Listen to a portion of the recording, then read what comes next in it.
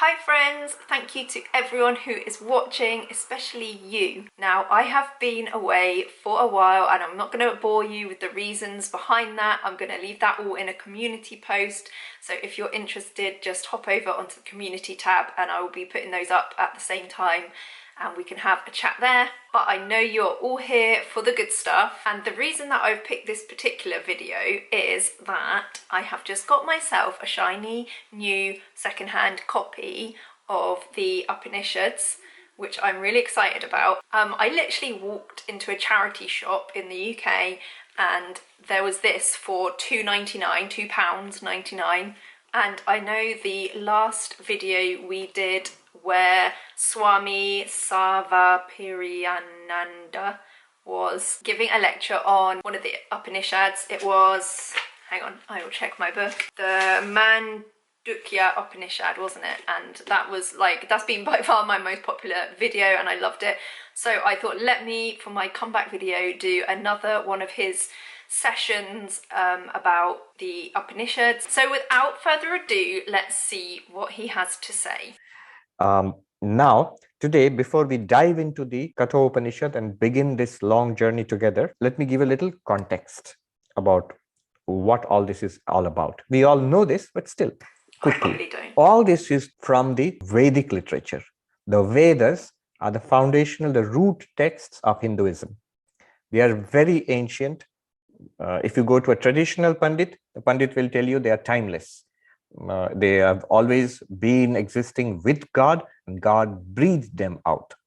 God, like exhaling, breathed out this Vedas or revealed these Vedas to specially blessed rishis. Rishis are the sages, the Vedic sages.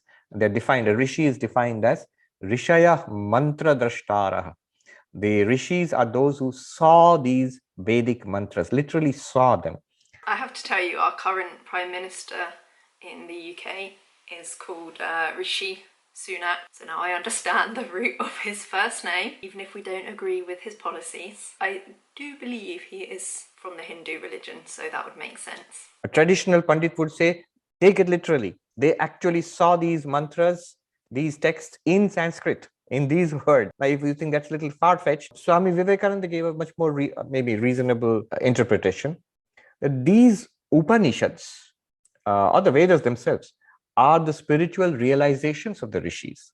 So there are these spiritual truths ever existing, just like scientists discover scientific truths about nature.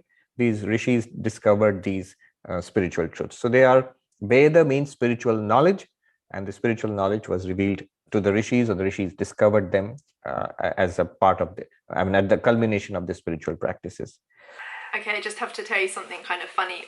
This book that I got, of the Upanishads, is a second-hand book, like I said before, and someone had actually sort of taken notes in it.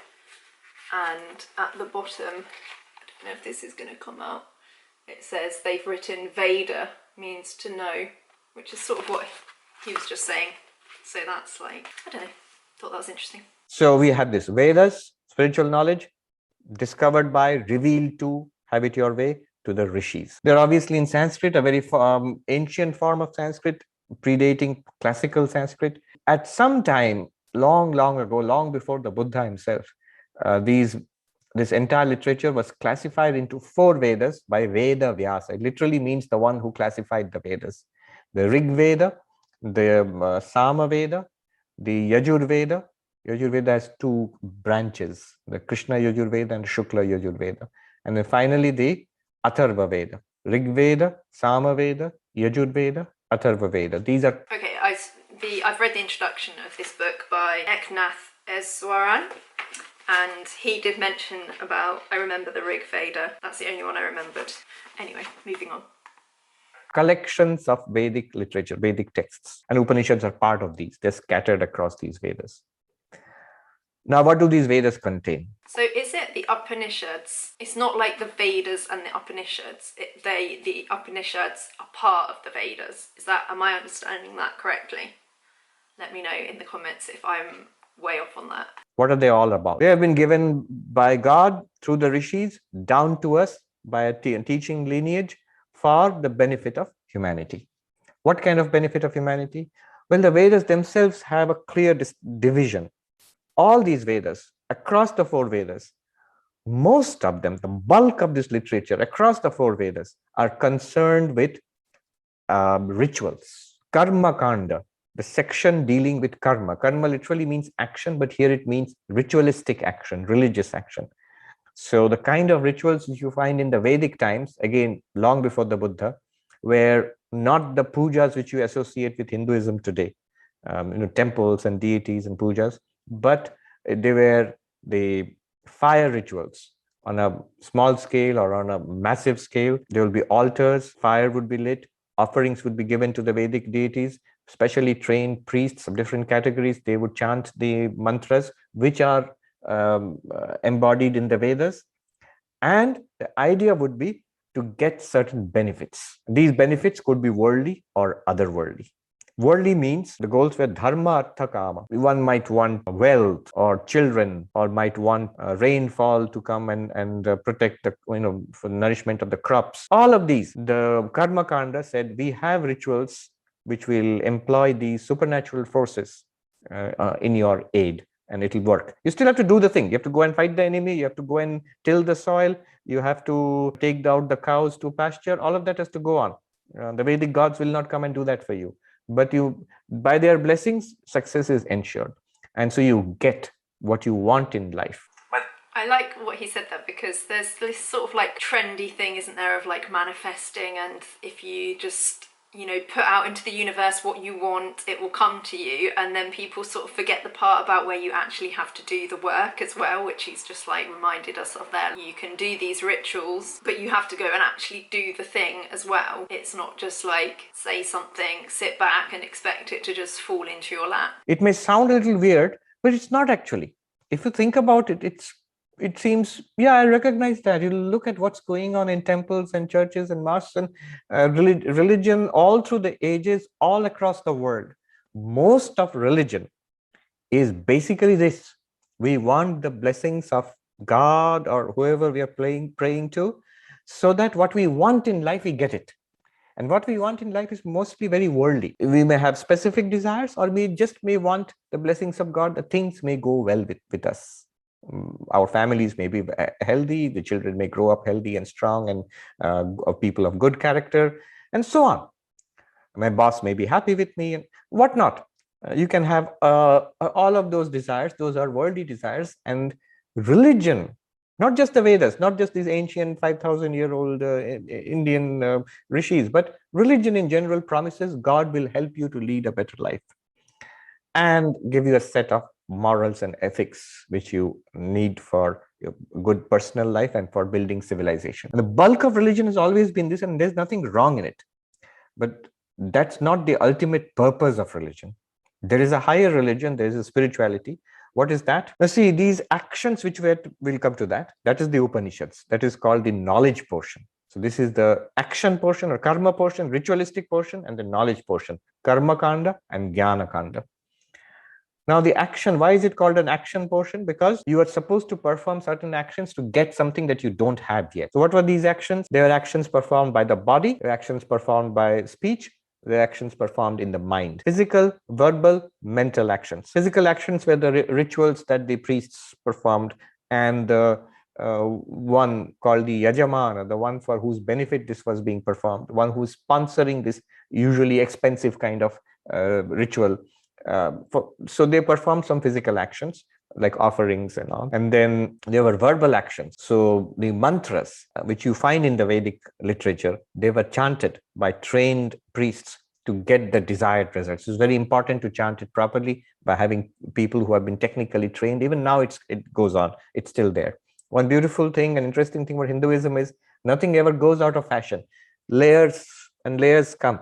So you can do an archaeology of religion. If you dig into what is there in living in Hinduism, you will come across layers which date back 5,000 years. In every Hindu ritual today, modern Hindu ritual, you'll find a lamp is burning. The first thing you do is light the lamp.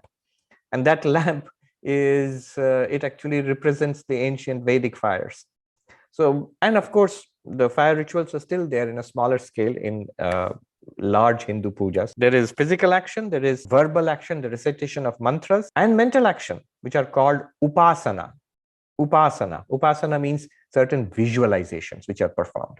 And all of this was supposed to generate a certain merit, a potentiality. Technical name apurva, which will give rise to the results. And obviously, but you have to believe this is just a matter of faith. Yes, it's a matter of faith. They strongly believed in this. And not only worldly, more importantly, there are other worldly results to be had. So after death, one would go to any number of heavens. There's not just one heaven, there are multiple heavens, and they have different privileges and facilities for you. Some heavens are much better than others, and you need a lot of that apurva, that potentiality. So you have to have many of those rituals or the big expensive ones performed, which would require money. And the priests would, you would have to pay them well. And so they ensure that you, after physical death, you, the sentient being, they're very clear about this. Physical death is not the end. Physical birth is not the beginning. The subtle body, the sentient being, the jiva, transmigrates. It goes on life after life. That is already understood by the time of the Vedas. You will go to these heavens depending on your credit. If you're in good standing, your karma account is good, you go to heavens. But none of those heavens, whether in none of those heavens and none of the worldly results also, nothing is eternal. Whatever is produced will be limited and will come to an end. So whatever you get in this world will be limited, will come to an end. And the heavens that you go to, it may last for centuries or even millennia, still come to an end. The Gita says, Kshine punye matyalokam vishanti. Once your punya, your merit is exhausted, you have exhausted your credit, you'll be tossed out of heaven. And so it's like you can do all these rituals and good things in life and like fill up your credit, but it doesn't stay filled up in these heavens. Like you deplete your credit, and after a certain amount of time, your time in that heaven will come to an end when your good karma, I guess, has expired. I think that's what he's saying. They describe how bewailing their fate, these souls, they tumble back to earth. That means you're reborn again in this human birth to continue your journey. So this was the idea of this cycle, to ensure that you get a good deal in this life, and afterlife, religion is there to help you. But very soon people saw the limitation of all of this. You don't get anything permanent. And it's just an extension of these worldly pleasures that you get in these heavens. Maybe much better, but still, this is nothing deep. And then what about the big questions of life? What is the ultimate reality? What is the purpose of this life? Is this merry-go-round? That's all. You go on this ride again and again and again. Get dizzy after some time. What's the point of it? Is there an ultimate goal? And is there anything eternal? Is there any release from this cycle of births and deaths? Some good ones, some bad ones. I understand the Vedic rituals will probably ensure me a good ride on the merry-go-round, but still, I'm still on the merry-go-round. They say if you are in the rat race, you're still a rat, even if you win the rat race. You've got a lot of Vedic rituals backing you up, and so you're top rat, but you're still a rat. So what lies beyond this? If you are unhappy with this, if you're not satisfied with this, and who would really be? A mature person would say, I want the ultimate truth. I want peace. I want fulfillment. I want to ultimate truth, peace, fulfillment, overcome suffering, like the Buddha said. Then the Vedas say, good. That's what we also want for you. There is something beyond all this that is called moksha, spiritual liberation or freedom. And we have something in our store. They will take you to the side of the store and open up a secret locker, the vault, and bring out the real goodies. These goodies are the Upanishads. They will solve this problem once for all. This round of births and deaths, freedom from that, something eternal, that which gives you ultimate fulfillment and takes you beyond this round of tears and smiles. That is Jnana Kanda, the knowledge portion, the philosophical portion, the spiritual portion, the higher religion, spirituality. So the Vedas make a clear distinction between the Karma Kanda and the Jnana Kanda. Can someone write those two terms for me in the comments, please? Because I'm struggling to grasp what he's saying those two terms are. Just by the way, the Karma Kanda itself can be further divided into the Karma portion and the Upasana portion. The Karma portion are the physical and the verbal actions, and the Upasana is the mental actions, the meditations. So one can say that the Vedas have three divisions: karma, upasana, jnana. The action, the ritualistic action portion, the meditation portion, and the knowledge portion. But the ritualistic action and the physical action, they are all actions. So they belong to that, the earlier portion. Real spirituality, what you call God realization, self-realization, Brahma Jnana, the goal being moksha, nirvana, whatever you call it. There are many names used in ancient India. Nirvana is pre-Buddhistic, and it becomes famous with Buddhism. So moksha, nirvana, kaivalya, these apavarga, multiple names were used for this ultimate highest goal. And the Vedas actually want you to attain this. If religion, the Vedas and all religion actually want you to attain God realization or Brahma Jnana, and that means liberation, moksha, whatever it is, then why did they, the question will be, why did they speak about all this? Why is so much literature devoted to worldliness? Why, if all those things are lower, they're just perpetuate the cycle of birth and death. If the goal is to be free of the cycle of birth and death, then why perpetuate that? If the goal is to be infinite, why lock a person into finite existence through these rituals and all? Good question. Let's see what the answer is. Because you want it, you ordered it. Until we evolve to the point when we see that finite nature cannot satisfy us. We are infinite, only infinity can satisfy us. We are made of God stuff, only God can satisfy us. Only God can fill the God-shaped hole in our lives. Until we come to that point, until we are grown up in spiritual life, we'll continue to be babies in spiritual life. And for babies in spiritual life, either you can be very strict and say, Mandukya or nothing, my way or the highway. You do your worldly stuff, I have nothing to do with you. When you suffer enough, get enough kicks and blows, come to me, I'll show you the way out of it.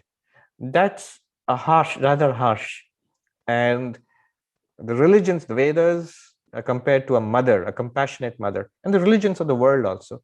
They are compassionate. What we want in life, they show us a wiser way of. We want to be very happy. We want to get all the goodies without doing the hard work, and we want to be spared all the nastiness which we deserve because of the nasty things we did. All of those things which we want, religion says, yes, you can have it. I'll show you a better way of getting it. And the better way would be an ethical way, depending on God, pursuing the same worldly goals. So that is the life of most ordinary religious people around the world. If you see, you just have to open your eyes and look. What are the people who are going to the temples and churches? What's going on there? What are they praying for? This also develops the faith in the Vedas. This develops the faith in religion. That when I am finally done with that, when I really want to, by that time already I have a sense of God, I have a sense of an ultimate reality, Brahman, Atman, then I seek that alone. So it's a gradual path. So do I have to start with the karma kanda? Do I have to start with rituals? Not at all. Those who are here in the Vedanta Society or those who are listening to these talks, already we have a sense that that we want the highest. We have a sense of maturity about the world. I have seen and I've seen through the things of this world.